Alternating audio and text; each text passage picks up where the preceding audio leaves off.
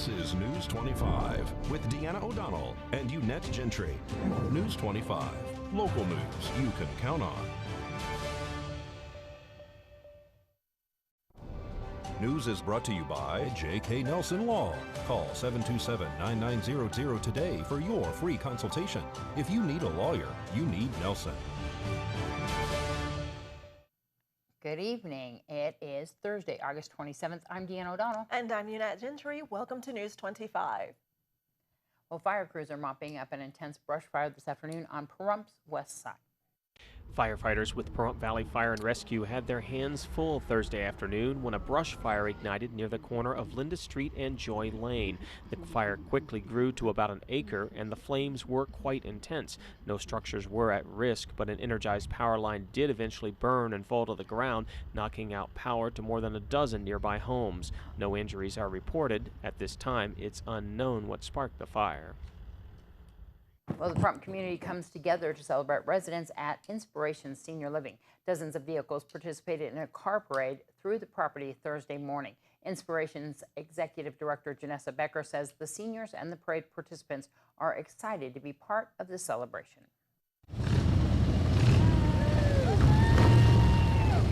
Today we're having our community family drive-by parade. So we're having the cars go around the building, honk, wave, and just support our residents during this pandemic. We invited the whole community to come out just to kind of support our residents and to let them know we're still thinking of them. It's important to be here for the residents. We know that with COVID, things have been hard with them being cooped up, and we're just here to celebrate. We are excited to be here to show our support for Inspirations and their contributions to the community. Brad's going to be walking along the car, and I'm going to be waving along the top. Fantastic. Okay. Honking? Oh yeah, we're going to set the pace. Oh, they've been so excited. Yeah, we've been planning this for about a month, and it's just been growing in momentum. I'm so glad to see such a great turnout. They've been cooped up for several months now, and so we just wanted to do something fun and still be safe while doing it. It's difficult, but their spirits are high. Yeah. They're getting a lot of support from the staff and the outside support from us, and they're doing the best they can, I think. It's been all hands on deck. We've been doing as many activities as we can. I play guitar on Fridays. We have our IN2L, It's Never Too Late system that does hangman and word games to kind of keep their brain active. So anything we can to keep them stimulated, that's what we're doing. We're only allowing essential visitors in right now, so home health and hospice agencies are allowed in at this time. So we're really trying to keep everyone quarantined as much as we can, but we do still allow them to walk around the community, and we try and encourage wearing masks as much as possible. We'll be planning more things if this goes really well. We'd love to have the community come out and do some more stuff. We love seeing everyone. That was so much fun. Well, the Nevada Highway Patrol is joining forces with local law enforcement agencies to increase high visibility patrols now through September 2nd to crack down on aggressive drivers and speeders. The National Highway Traffic Safety Administration estimates that the annual cost to society of speeding-related crashes is $40.4 billion per year. Most motorists do not believe speeding is as risky as other behaviors, but driving too fast can turn a near miss into a crash or a fatality. The faster you drive, the less time you have to react. The Nevada Highway Patrol remains dedicated to bringing the number of fatalities on our roadways to zero through increasing public awareness about the dangers of speeding. And stay tuned. News 25 will be right back. We'll tell you about Hurricane Laura and how it's wreaking havoc both financially and along the Gulf Coast. We'll be right back. You're watching News 25, the most recognized and farthest reaching local news in Nye County. News 25, local news you can count on. Welcome back to News 25. Well, Hurricane Laura leaves much of the Gulf's crude oil production offline now, and orders for big ticket sales jumped more than 11% in July. And Salesforce.com is a big winner on Wall Street. Angela Miles has all that and more.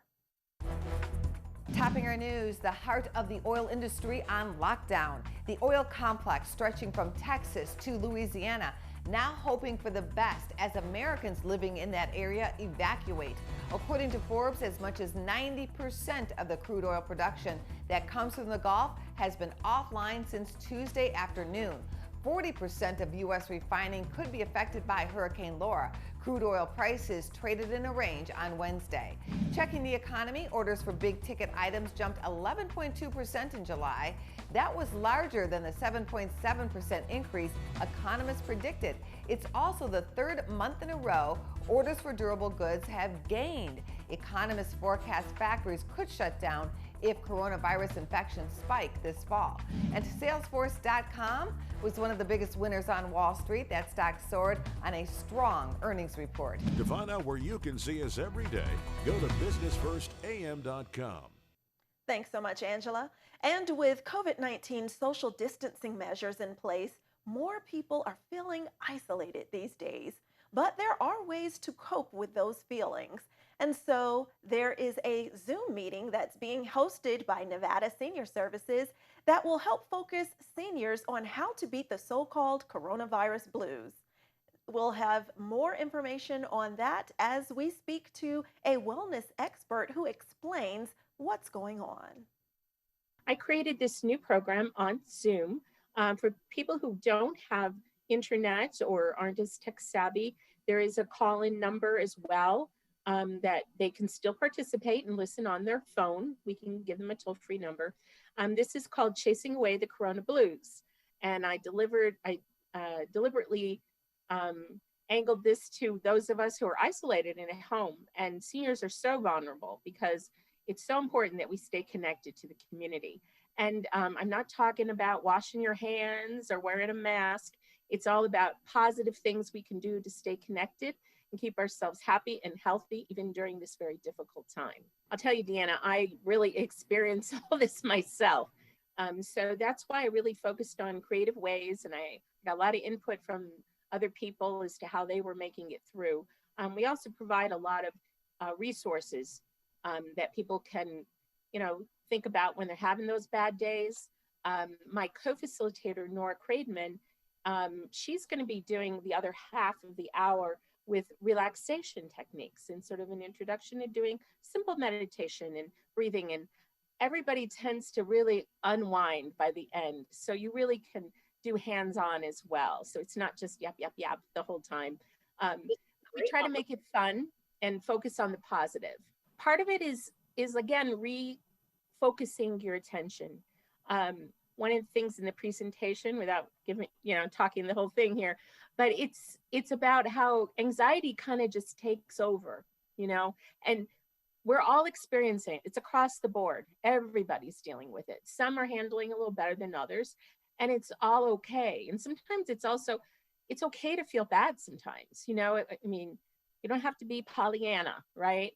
But there are positive ways to look at your life. And so, we just come up with different activities and ways to connect in a safe way, because you can still do that, but you have to put a little work into it. So that's why we're there. We're kind of the cheerleaders to focus on keeping away those blues and give people those tools. And everybody's different, you try different things, so that's what we're there for. And like I said, at the end, Nora gets us all relaxed, because I think we're also tense, especially those of us who are on a lot of Zoom and computer. I'm sure, Deanna, you feel this, your shoulders end up like this. So it gives you time to breathe, and you see how that can just relax everything in your body. And when you're feeling physically well, you're going to be mentally feeling better as well. It works both ways. How do people sign up to this class with you tomorrow, Friday? Well, we're running a little tight on time. I don't know if you can put our link up. There is a link directly to the registration. Those of you who may not be connected on the internet, you can call my office number up to about 10 o'clock tomorrow morning. That number is 702-333-1546. And that's my direct personal line at work. I will be retrieving those messages and giving you a call, and I can do the registration. Otherwise, there is a link to our website or a constant contact link that you can just click on and register. It's free to register for tomorrow's wellness seminar. You can do so by going online to nevadaseniorservices.org, select Programs and Services, then go to Senior Wellness Programs. And stay tuned. After this break, we'll tell you how to avoid all of the aches and pains of working from home due to COVID-19. You're watching News 25, brought to you by Mountain West Lawyer, Injury Attorneys, 727-9500. News 25, local news you can count on. Welcome back. Well, a great deal of attention has been paid to the typical student as the nation responds to education issues during the pandemic. But there are more than 7 million special education students nationwide, and for those students and their families, school closures may be even more difficult than anyone could have imagined. Kim Martinez reports. We aren't noticing a significant regression in the majority of the kids. Robin Sweet, the director of Gateway Academy, says it takes years to help children with autism develop crucial social skills. But that progress is slipping every day her students are out of school. I'll eat lunch with them, and we'll just kind of sit around the table and talk and tell each other jokes and stories. Hannah Vasquez is remembering what it was like when she used to spend her breaks socializing with other students at Gateway. Now forced into distance learning because of COVID, those interactions aren't happening anymore. The staff is seeing a scary impact. When we talk to them now, we go, oh my God, what happened? He's doing self-talk and, hiding in the corner under the desk, and now doesn't want to get on the screen. It's very frustrating. Well, most parents may worry more about the academic losses during this time. For students with autism, no longer having an in-person social outlet is detrimental. I think as much social interaction that these children can have really has a direct impact on their adult life. Isolation is the kiss of death.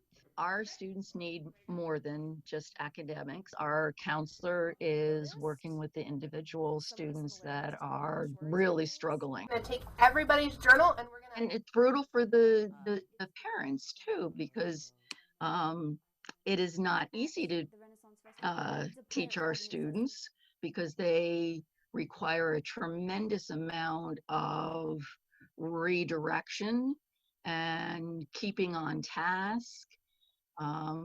Also, they ask very, very high intellectual questions. It's the schools across the country, like Gateway, who specialize in teaching children with special needs, who may be the most anxious, knowing that their students are suffering more and more every day. Back on campus is the best thing that could happen to all of us. And COVID-19 has forced many of us to leave the comfort of our ergonomically correct offices to work from home, leaving a host of aches and pains. Erica Foreman has tips on creating the ideal home workspace. Working from home can be a real pain. Cleveland Clinic chiropractor Andrew Bang says the key to a pain-free workday starts with a creative setup. Figure out how to use boxes or books to create a better ergonomic kind of setup. And the rules of thumb are just trying to think, how do I help gravity sit equally upon my neck, shoulders, low back, and my wrists? Dr. Bang says the ideal setup is a place where you can sit with your ears lined up over your shoulders, looking straight ahead. If we think of our head like the weight of a bowling ball, as we look down, the heavier that bowling ball seems. And the more work our muscles in our neck and our shoulders have to do to hold our head in place. Stacking books is a good way to get your monitor at the right height.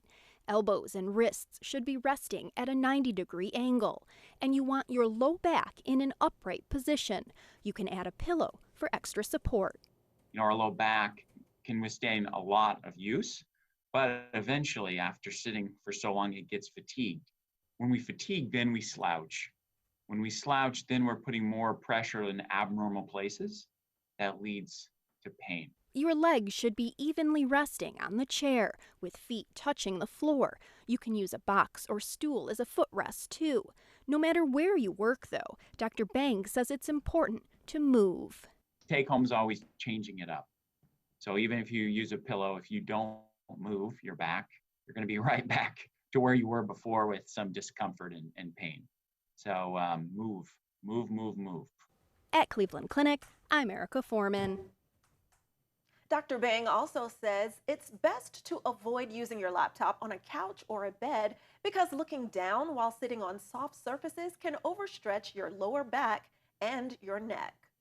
And is your computer running slower and slower these days? Josh Osborne is going to give us a quick tutorial and offer some telltale signs on if it's time to purchase a new computer. Hi, it's Josh with Pahrumps' own Great Computer Deals. Let's get right into it. It's time for another quick tutorial. How do I know it's time to buy a new computer? Well, here's one sign. Even after a full PC tune-up done by a professional, your computer is still running super slow. A lagging, freezing, or even powering off computer are all signs of possible hardware failure. Computers are built really well, but after years of being turned on and off, running hot and cold, there always comes a point of hardware failure. In many cases, repairing your computer is the right choice, but more often, it's actually the same price or cheaper to get something new. Come down to our store for some friendly advice to help you with your next step. Why trust a technician when you can trust a friend? Great Computer Deals is located at 1190 East Highway 372. Call us at 775-990-8833.